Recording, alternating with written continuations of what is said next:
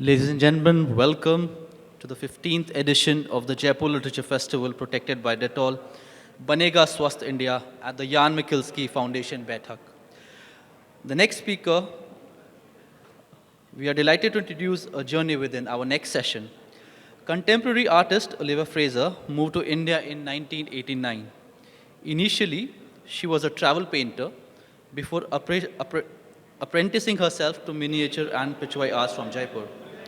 There she learned the language of fabulously rich, rigorous, and intricate painting tradition which she has deeply drawn on. Combined with her great interest in yoga and meditation, Olivia has produced profound works, paintings that could be considered spiritual roadmaps to reflect a journey within. The lotus, a defining motif, brings alive world of sensation in her paintings. Olivia's striking forays into the Indian art world finds luminous expression in her book, A Journey Within, an artistic journey with stunning works of meditative calm and beauty. Yashaswini Chandra is the author of The Tale of the Horse, a history of India on horseback. Her debut book as a single author, and she has previously co-edited Right of the Line, The President's Bodyguards, a volume on the household cavalry on the Indian head of state. I hand on the stage to Yashaswini. Thank you. Thank you. It's a huge pleasure for me to introduce Olivia Fraser because you don't often get a platform like this to express your admiration for a brilliant artist as well as a wonderful person. In 2019, while I was teaching a course on painting at Ashoka University, I invited Olivia to talk to my students because she's one of the very few Indian artists, I think I can call you an Indian artist, who has successfully created a contemporary style based on historical Indian painting techniques. To that extent, her work is a link between the past and the present. And of course, my students found her talk revealing and inspiring. Olivia's journey as an artist is intrinsically connected to her life in India. It is the subject of this treasure of a book,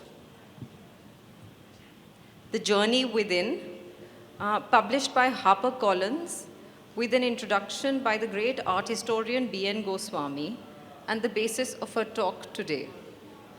From initially producing atmospheric watercolors of the people and monuments she encountered on her travels, in a process that helped her immerse herself in India, she trained with master artists of the miniature and pichwai schools in Rajasthan. Her paintings are deeply rooted in the materiality of Indian painting techniques. As she learned to make paper, use traditional pigments, and wield a squirrel hairbrush, she imparts a characteristic precision to her forms and varies between a soft and bold palette. She has been inspired by styles of folk, courtly, and sacred paintings alike, and is able to combine a large format with delicate lines. The result has been a unique range of art as the means to delve into different philosophical and cultural concepts. From the exchange of gaze between the deity as an idol and the devotee, that is Darshan, the multiplicity of divine presence in Krishna Leela, the worship of feet in different religious traditions, Buddhist ordering principles, Nath creation myths, the cosmic island of Jambu Dweep and the Himalayas, to the cow dust hour, the flowering of the lotus, the fruiting of the mango tree, and the quest of the bee. Her triptychs, in which the same subject matter appears in different colors, recreate changes in mood, time, and season. Increasingly, her style has become abstracted, although many of her leitmotifs remain the same, as does the lyricism, to depict the metaphysical concepts that underlie her practice of yoga and meditation, including the importance of visualization and breathing, and the various stages of awakening. Even though the influence of the op artist Bridget Riley can be seen in these works, they remain Indian in spirit. She sees her paintings as spiritual roadmaps towards a journey within. To me, her paintings are serene and sublime, yet alive with feeling and depth of understanding. So without further ado, I give to you Olivia Fraser.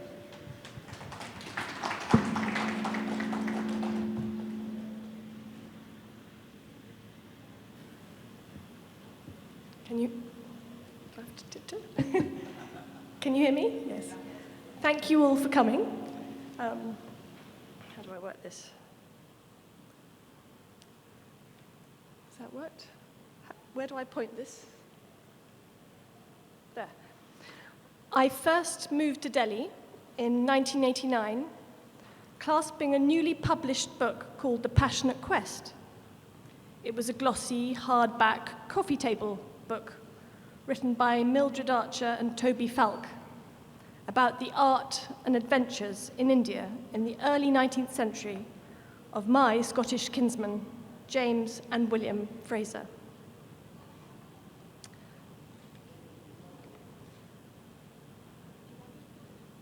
Has that got the next one or not? How do I do this? How do I do the pointer? Just say next. Yeah, well done. James Bailey Fraser was a great landscape artist. That was his painting just now. And during the early years of the 19th century, he painted a wonderful and hugely popular series of engravings and lithographs of the Himalayas and the cityscapes of Calcutta, like this one, which are now found in every club and hotel across India. Next. His brother, William, was the British ambassador in Delhi, or rather, the representative of the East India Company, as India was then ruled through a for-profit corporation. This is a painting of him when he arrived in Calcutta, looking quite Scottish from the nose upwards and slightly Indian from the moustache downwards. And this was during the period of the White Mughals, when some East India Company employees living in India had assimilated themselves into Indian culture, learning the languages, dressing in local costume, eating local food, and marrying Indian wives. William Fraser was one of the most flamboyant White Mughals, to the amazement of his brother, who recorded his every eccentricity in letters back home. With perhaps the most interesting aspect of this, to my mind, being the extraordinary watercolors which James asked William to commission from Delhi artists. Next. Like this painting called The Six Recruits. The man dressed in yellow on the left, wearing the uniform for the regiment called Skinner's Horse, set up by Fraser and his best friend, Colonel James Skinner. These paintings formed what has become the famous Fraser album, the great masterpiece of a hybrid form of late Mughal art, which is sometimes called company school painting, portraying the different types of people and their jobs, crafts, or castes against stark white backgrounds. This form of painting, where Indian artists created something that mixed techniques and ideas from the East and the West, has greatly influenced me and was the starting point for all my work. Next. So I set about painting people that I met on my travels, inspired by the depictions in the Fraser album. So this is a group of people I encountered on the highway in Haryana, actually very close to where Colonel Skinner had his house. Next. This is Safdarjung's tomb in Delhi. I used watercolor, then a new medium for me. I used to work in very thick, pasty oils beforehand. And I also painted architectural elevations like this one, wanting to continue, again, where my forebear had left off, painting the monuments of Delhi and elsewhere, as I led a very itinerant life. James actually wrote in his diary at the time that he painted lots of images of Calcutta, and he was about to paint Delhi, but he never got around to it.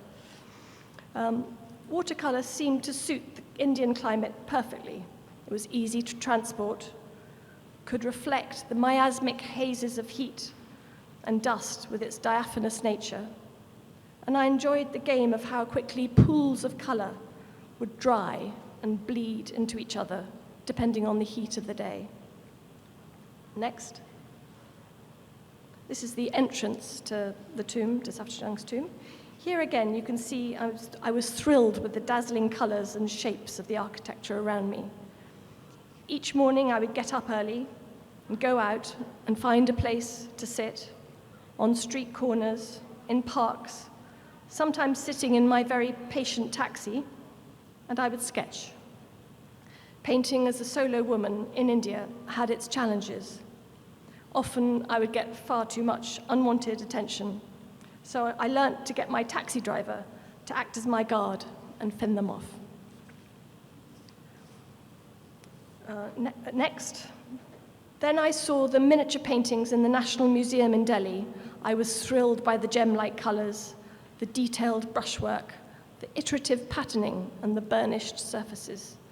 But I was also attracted to the confidence of the iconography, the symbolism, and the meanings behind the use of color, shape, and infinitely fine line. So I started creating my own miniature paintings in watercolor. This one is an example, and it's called, I called it Delhi Panorama, using the architecture I had sketched, stretching from St. James's Church on the left, which was built by Skinner in the Old City, all the way across a whole lot of buildings, which I can't see, I haven't got my glasses on, to the right, which has got Gurgaon. I think there's the Jama Masjid. Jesus is above the church. I've put all different gods. The Kaaba is above the Jama Masjid. Guru Nanak, I think, is above, I'm not quite sure, maybe somewhere in the center of Delhi. The Buddha is above Rashtrapati Bhavan because of the dome.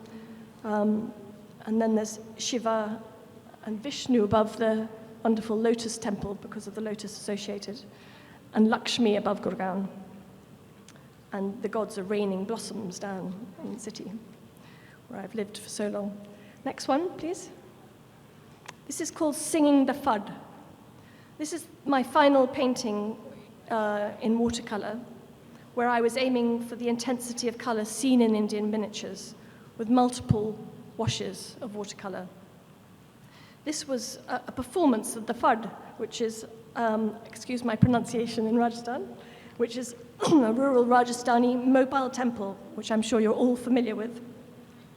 A religious scroll painting depicting the epic story of Papuji, 14th century heroic folk deity, which is used as a backdrop and aid memoir for the performers, the Bopas, who sing the deity's story.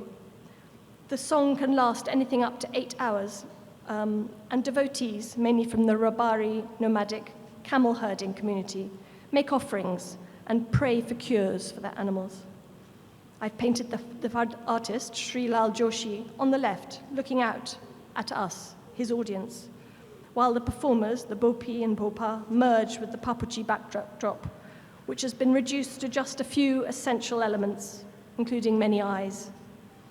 Eyes are the last thing painted on the canvas, and once the final deity's eyes are complete, the Fud is said to become divine and to be filled with the spirit of Papuji. Next. In 2004, on returning to live in India with my family in tow, I was determined to actually master the traditional techniques so I apprenticed myself to a miniature painting workshop in Jaipur.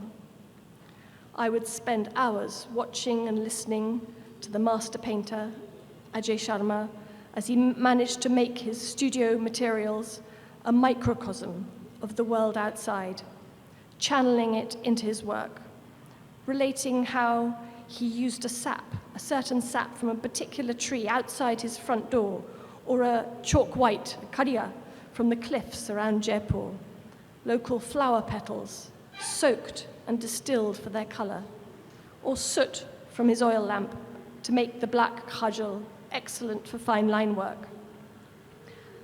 Ajay, like many of the Jaipur miniature painters, was from a family who worked in the gem industry. The gem and painting world being closely connected, as semi-precious stones are used for painting. Ajay taught me about grinding and mixing pigments to their correct consistency. I learnt how to make handmade paper, or vasli, binding the thin sheets together, priming and burnishing them with an agate stone. What I enjoyed most was using the single-haired squirrel brushes. These have a natural spring and curve at the tip, which together with the almost meditational concentration required for this genre, facilitates the drawing of perfect miniature circles and spirals. This was the first painting I did using these techniques. It's called Diwali, and it's actually a little bit of a hybrid because I was chasing a cow outside my front door in Delhi, and then I put him in a slightly flatter landscape, but using lovely malachite. That soft green is the malachite, and the kariya, and that bright red they're all stone colors. Next. When I came across Srinachi paintings from the Nathdwara tradition, I became fascinated by the philosophy and the spiritual aspect underpinning this painting tradition. The sacred geometry, structure, color, symbolism, the fact that, like Byzantine icons, these artworks were objects of worship or devotion. A piece of serendipity led me to discover an art studio in Delhi, where giant pichwais on linen were being created. Pichwais are temple backdrops for icons of Srinachi in his 8th incarnation, Krishna. And this was one of them, the Maharasa Leela, from the studio of Banuji. Sitting on the floor with the other studio craftsmen, all playing their part in the vast pichwai, I learnt through a process of osmosis. I became obsessed by the rigor of the traditional Indian miniature painting process, particularly this Nathdwara-inspired sacred art. It involved a different way of seeing. There was only one way to paint a banana leaf. You didn't go out and sketch from life, so much as reach for its essence. It was an internal form of perception rather than an external one, about knowing and seeing rather than the more Western gaze of estimating and looking. Next. This is called Dance of the Peacocks. And so I would sit beside the studio craftsman painting my own Nathdwara-inspired artwork, like this one, where I've depicted Srinachi in a sacred space, surrounded by dancing peacocks, which is one of the visual tropes associated with the god. I was fascinated to learn the language here and the visual vocabulary of this sacred form of painting.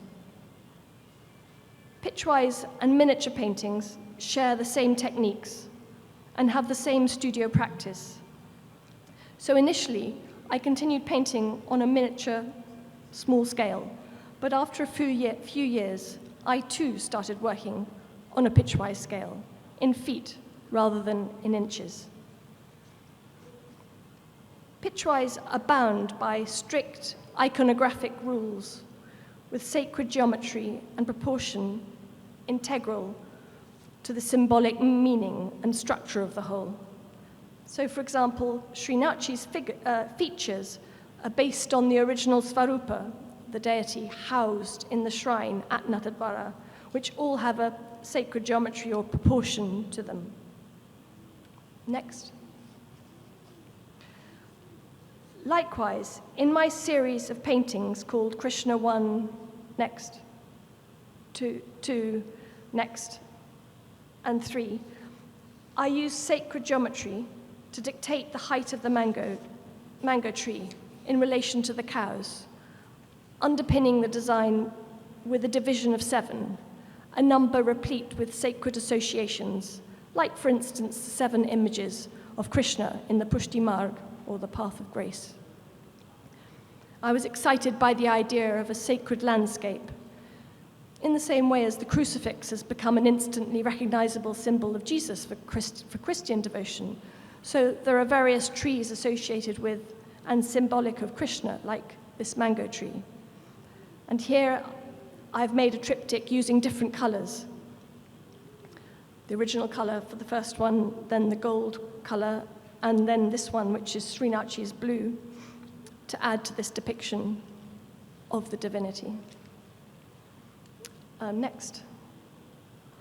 This is called I See Him Now. There is a wonderful poem by the 9th century Tamil poet, Namalvar. Lotus-eyed, he is in my eyes. I see him now, for his eyes cleanse my sight, and all 5 senses are his bodies. Ancient India used numbers to organize information about and access an understanding of creation and of the divine. Even today, numbers still have huge symbolic potency and significance, particularly in their association with the sacred.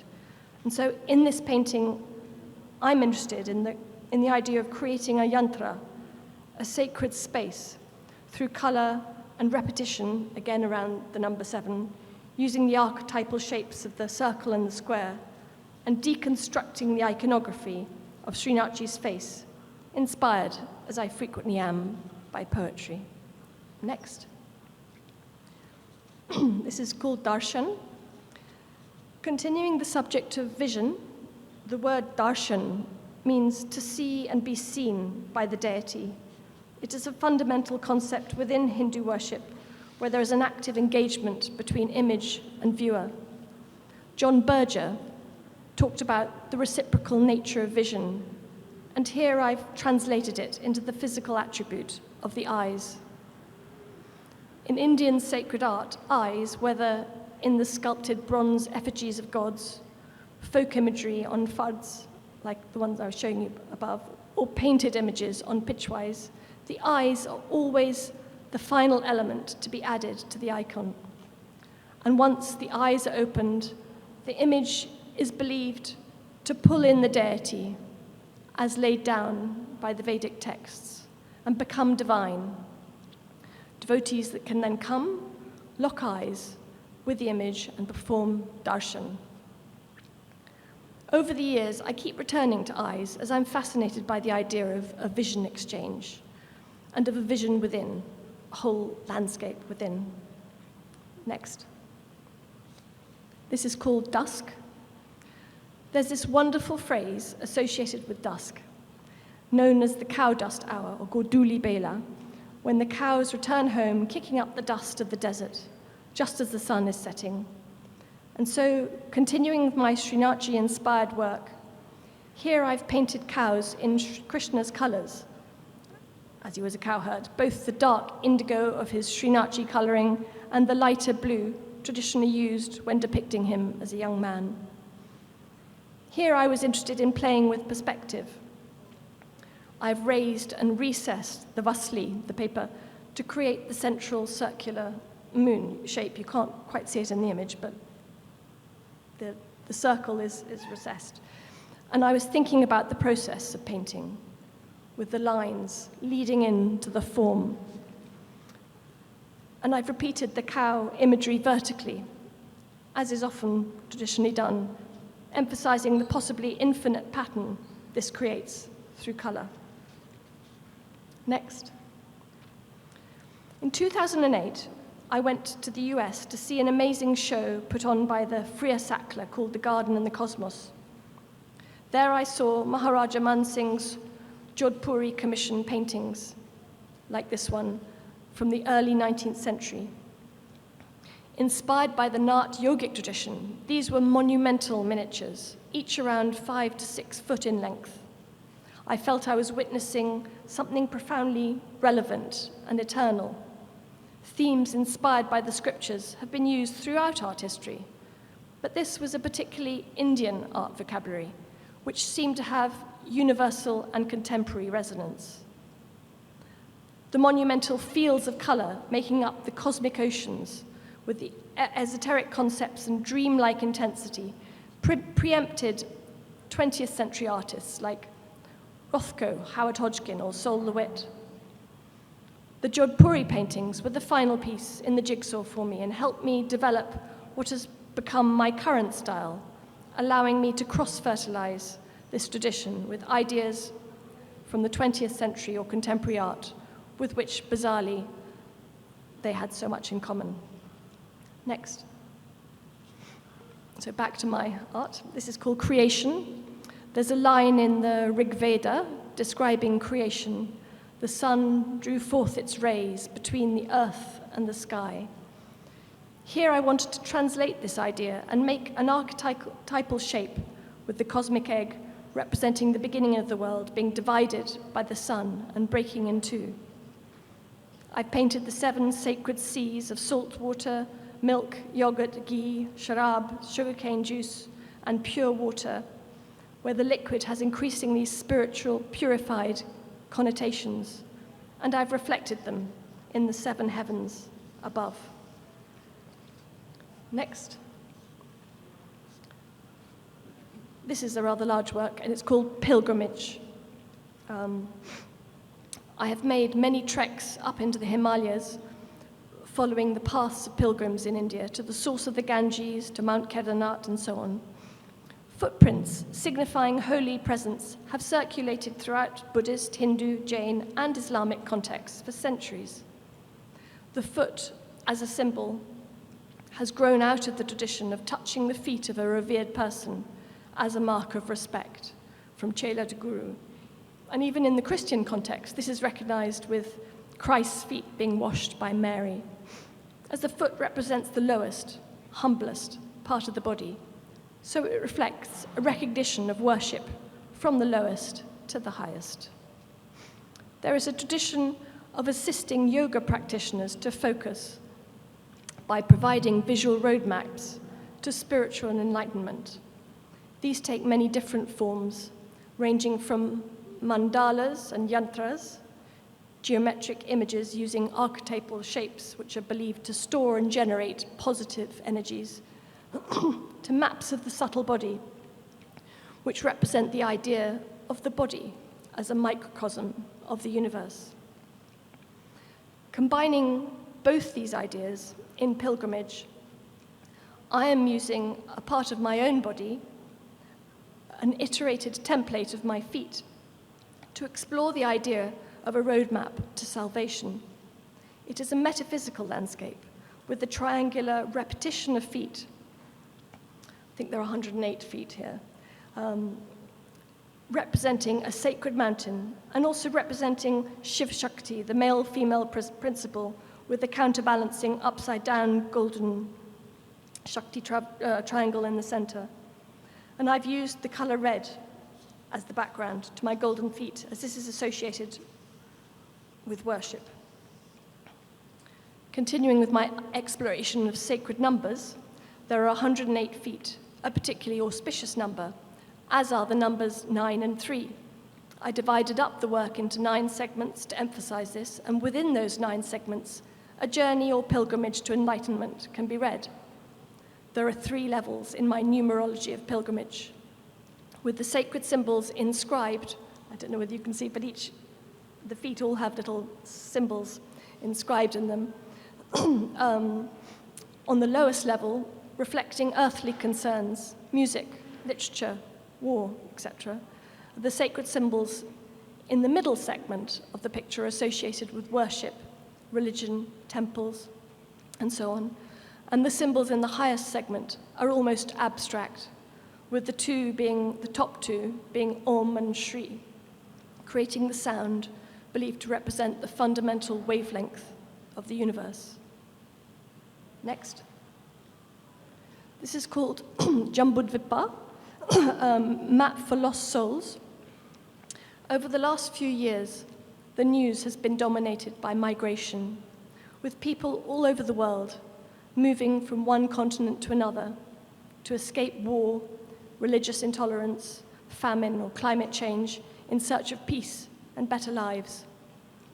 The news is full of the tragedy of migrations, where too many are moving too fast, and the world, its people, and its landscape can't cope. As John Berger again said, to emigrate is always to dismantle the center of the world, and so to move into a lost, disorientated one of fragments.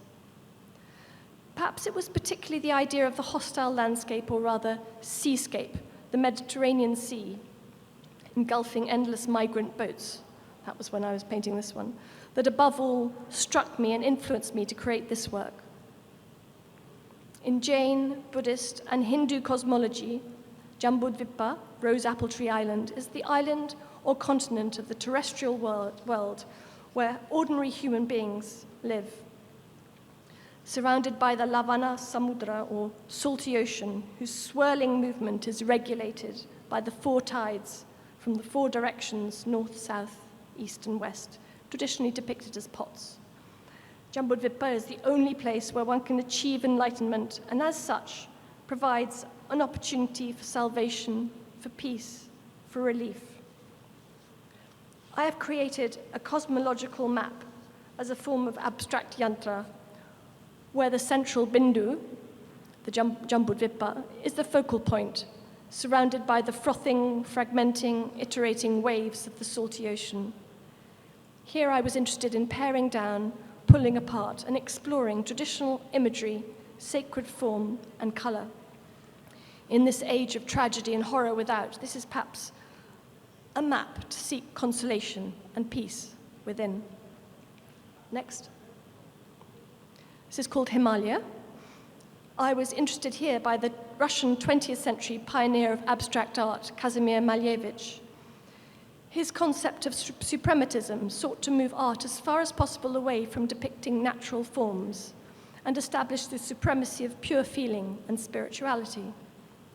But where Malevich condensed his vision to plain color fields, famously his black and white squares, I'm interested in relating this archetypal imagery back to India. Here, the square is related to the tantric concept earth within the 5 elements. I consider patterning as fundamental to depicting pure feeling and the spiritual.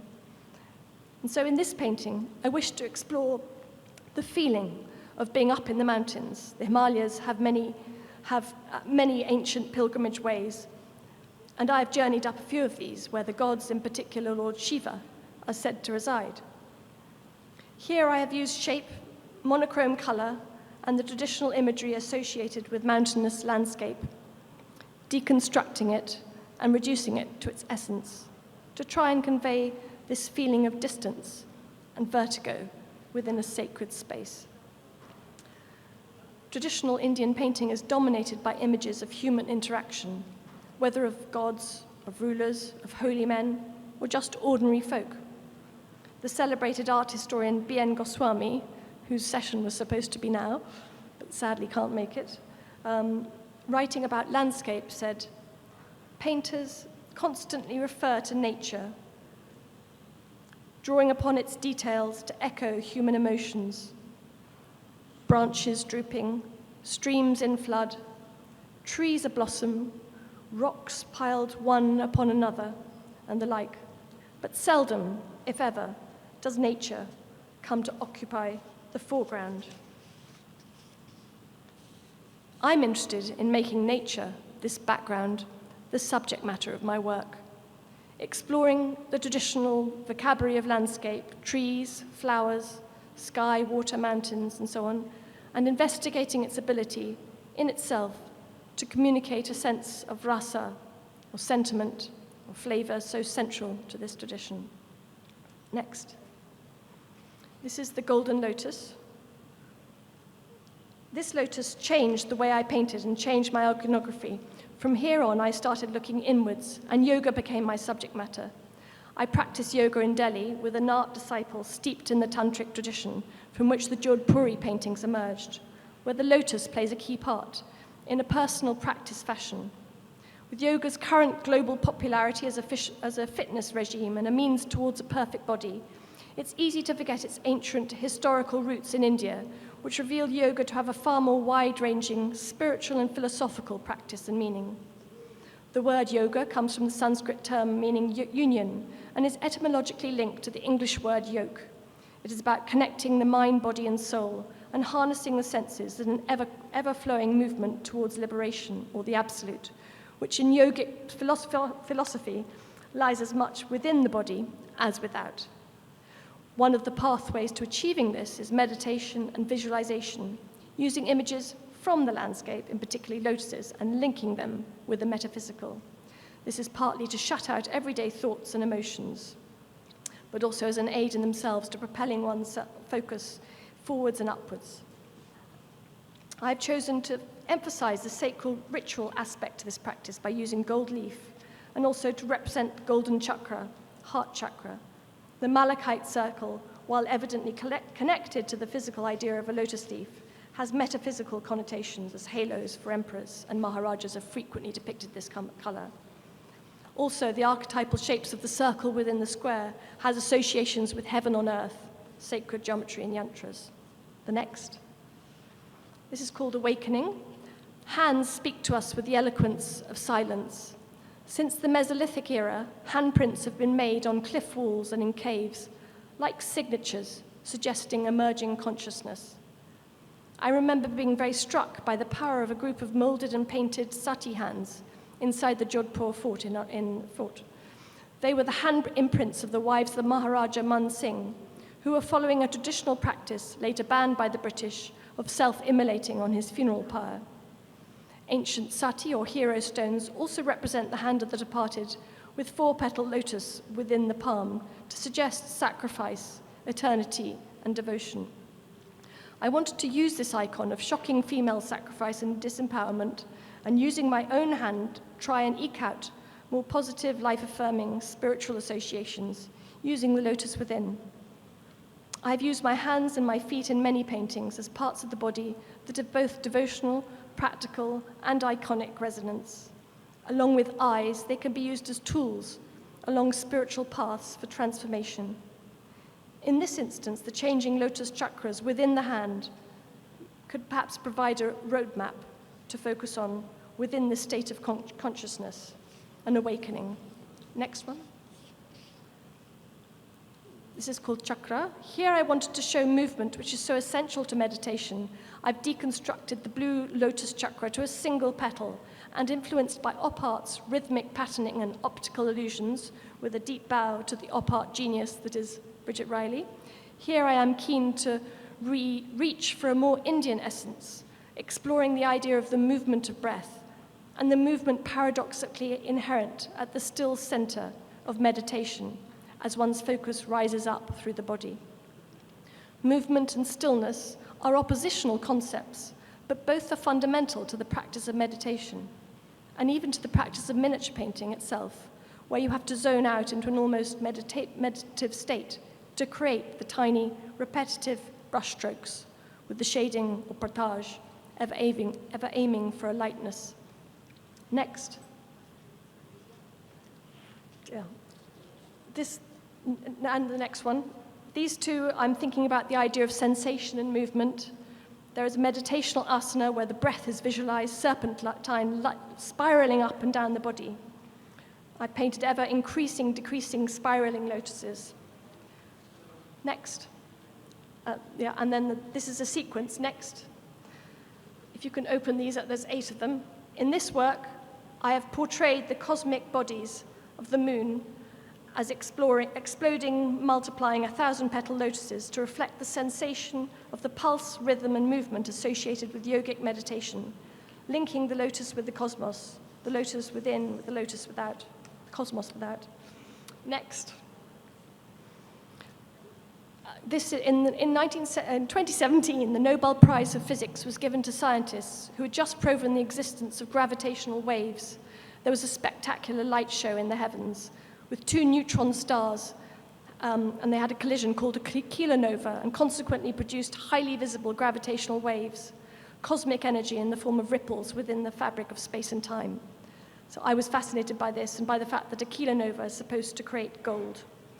Next. There's 6, 7 of these. Can you open them? This series of paintings explores the idea of breath, which is fundamental to Hatha Yoga and is particularly central to the practice of meditation. Using the image of a lotus as an inner focus, you watch or witness the flow of the inward and outward breath, all the while in visualizing an opening and shutting lotus. They are each on a monumental scale, just short of 1 meter in height. And this one is a final one called pause. Just as there is a continuous movement of the breath within yoga, there's also breath control, which is considered to enable one of yoga's highest aims, but in its basic form is a purification technique. There's a wonderful extract from the 18th century Sanskrit text called the Giranda Samhita. Through breath control, the yogi gets the ability in the ether. Through breath control, diseases are destroyed. Through breath control, the goddess Shakti is awakened. Through breath control, the mind enters the supramental state. Bliss arises in the mind, and the practitioner of breath control becomes happy. Next. This is putting them all together. Next.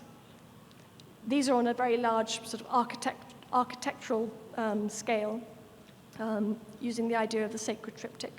Next. This is called Stalapadma.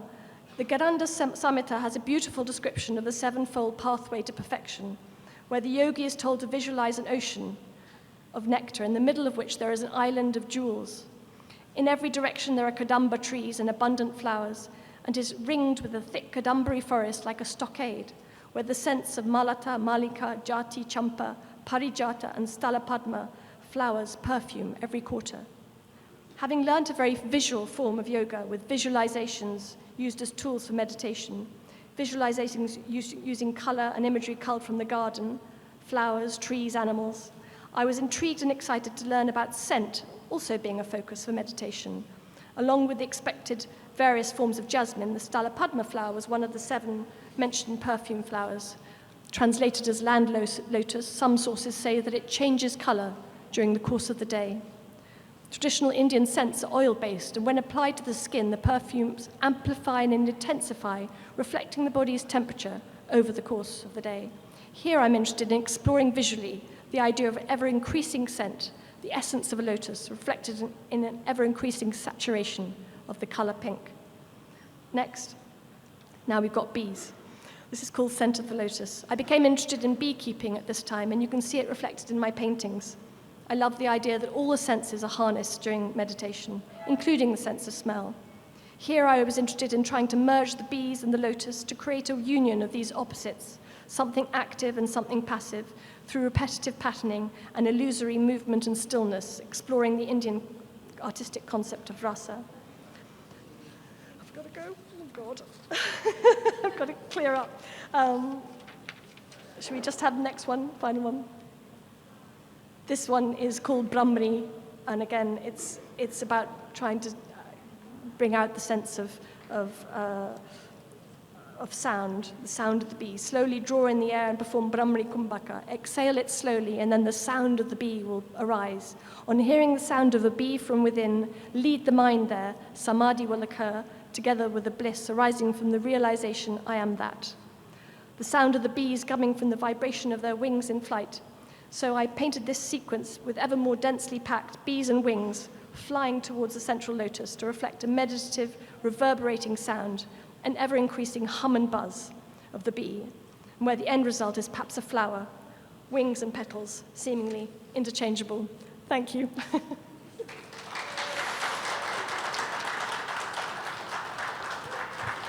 Thank you. Thank you, Olivia. That was mesmerizing. I think we have time for maybe 1 or 2 questions. So, does anybody have any questions for Olivia?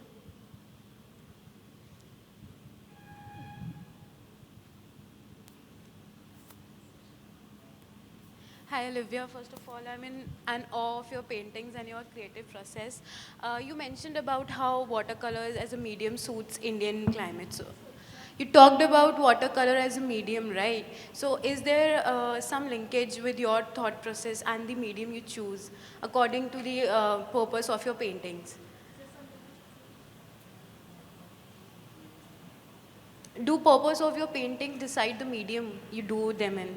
Yes. I mean, that was one of the things that really excited me coming to live in India was, you know, I'd come with a pack of watercolors with all my massive box of oil paints and all the rest of it, and they were all in plastic packaging, metal packaging. They felt very, I mean, it was lovely to work with them, and watercolor was exciting to work with, but when I discovered that you could really see, you know, the connection between paints, colors, binding materials, landscape, gems, all the rest of it, when I could see that connected you to where you were, which I found out and discovered when I moved to India, when I came to Jaipur in particular, because I learnt with these Jaipur people. And that was what really thrilled me. And that's what absolutely dictates, in a way, what I paint, because I restrict my palette, and I restrict it to certain, you know, stone pigments, and indigo I love, and I can't get enough of gold leaf, which is, I can't get enough of it. I love using it. And then there's liquid gold as well. And you go in the streets of Jaipur. I don't know whether you're from here, but there's just the back streets, and you see the work, you know, the people making the gold or the silver leaf, and also making the what's called hilkari, which is the liquid gold. There's a whole sort of system. It's all, there's such a connection between, it's not sort of this, I found it sort of very distant in the UK, and here, that's one of the things that really inspires me. Thank you. I think you have a question.